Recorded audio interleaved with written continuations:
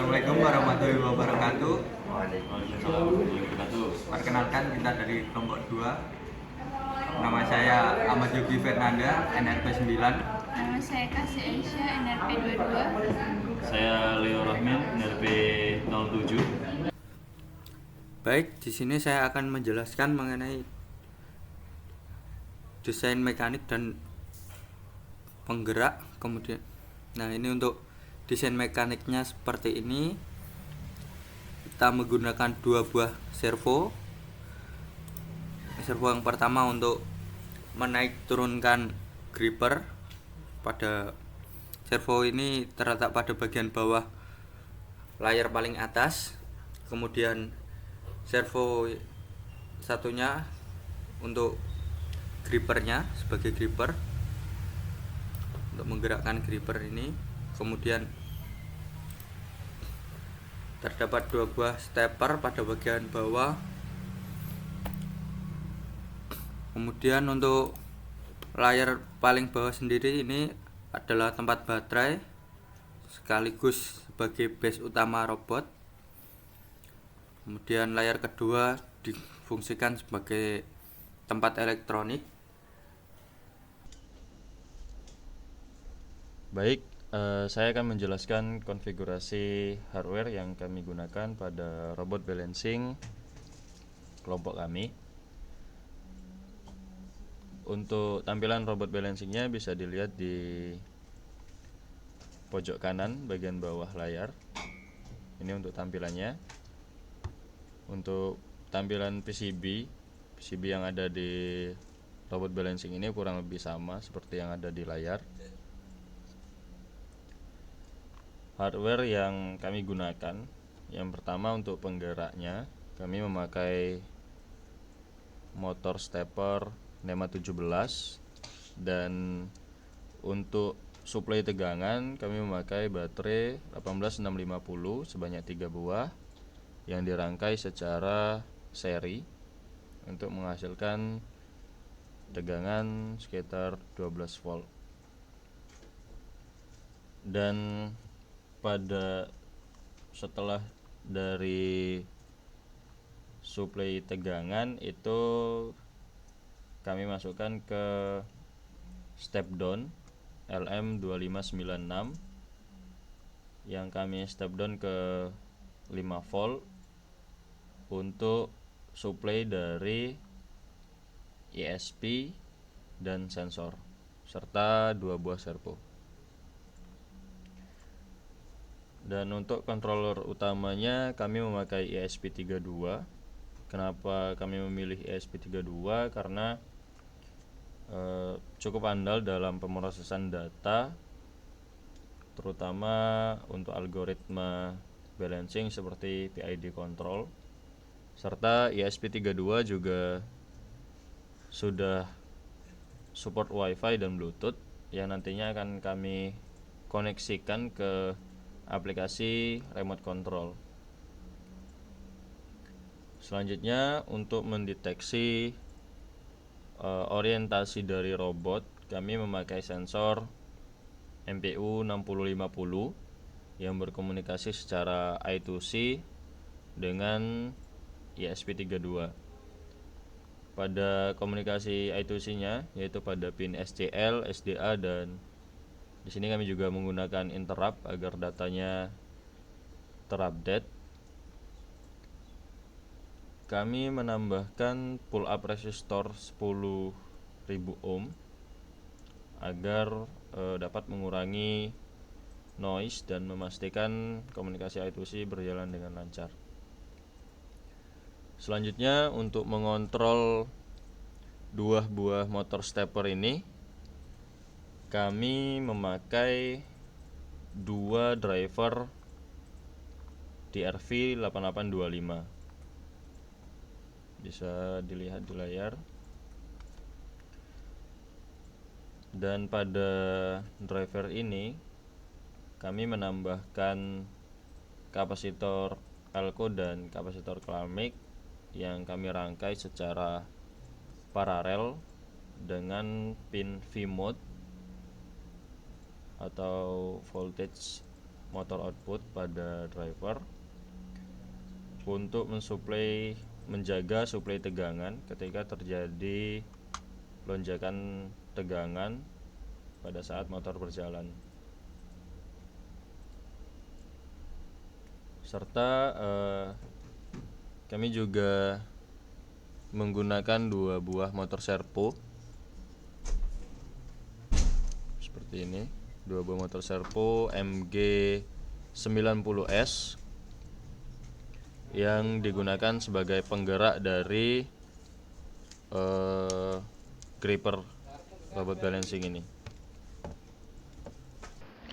Di sini saya akan menjelaskan software-software yang kami gunakan pada pembuatan balancing robot kali ini. Yang pertama itu ada Autodesk Inventor. Autodesk Inventor adalah software komputer atau CAD yang digunakan untuk membuat desain mekanik 3D, simulasi, visualisasi, dan dokumentasi. Fungsi utama dari software ini adalah membuat model 3D untuk peralatan atau mesin, simulasi kinerja dan analisis kekuatan material, dan membantu dalam perakitan virtual untuk memastikan komponen bekerja dengan baik.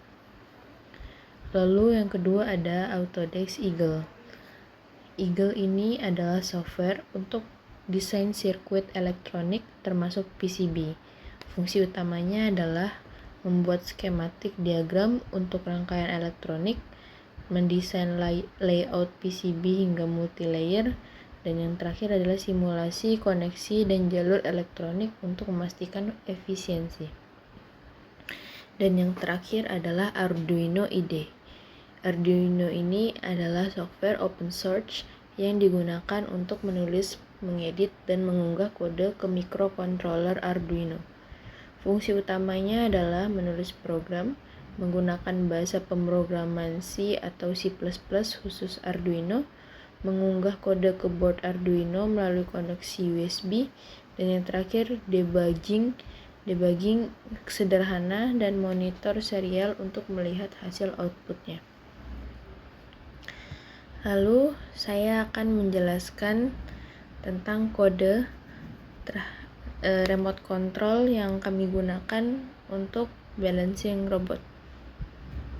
Yang bagian pertama ini merupakan header dan library yang ada tulisan Wi-Fi Arduino ta.h. Itu gunanya untuk koneksi Wi-Fi dan pemrograman over the air atau OTA. Terus ada wire H, itu fungsinya untuk berkomunikasi dengan sensor MPU 6050 melalui protokol I2C. Terus ada ESPA Sync Web Server.h, itu fungsinya untuk membuat server web asinkron untuk mengontrol robot. Terus ada Control.h, ada MPU 6050 dan Motors.h, itu fungsinya untuk kontrol PID, pembacaan data dari sensor MPU 6050 dan pengendalian motor. Lalu ada ESP32 Specific Library, itu seperti driver or perip_control.h, terus ada driver /timer.h, ada ESP32 HAL strip LED LDC.h, itu fungsinya untuk mengontrol timer hardware, LED PWM, dan fitur spesifik ESP32.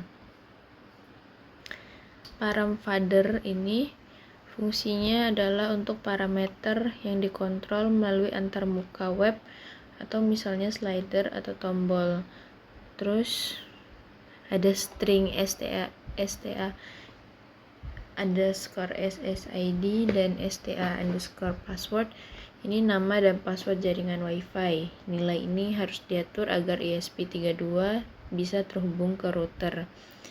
Terus ada server async web server, itu fungsinya untuk objek untuk membuat server HTTP yang digunakan untuk mengontrol robot.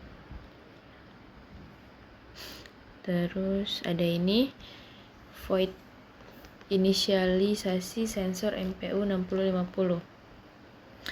MPU 6050 tuh sensor IMU, Inertial Measurement Unit, yang mengukur kecepatan sudut dan akselerasi. Fungsi ini dipanggil di awal program untuk memastikan sensor siap dan hasil bacaannya akurat. Terus ada setup. Di sini ada serial motornya.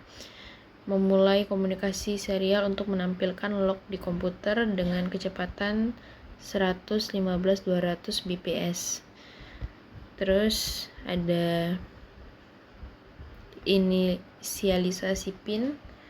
Berbagai pin diatur sebagai output, seperti pin enable motors untuk menghidupkan motor, pin LED, pin WiFi LED mengontrol LED untuk status. Terus ada pin buzzer mengontrol buzzer. Terus ada pin servo untuk mengontrol servo. Terus ada wire begin, ini untuk memulai komunikasi I2C, dan init MPU 6050 tuh memastikan sensor sudah siap digunakan.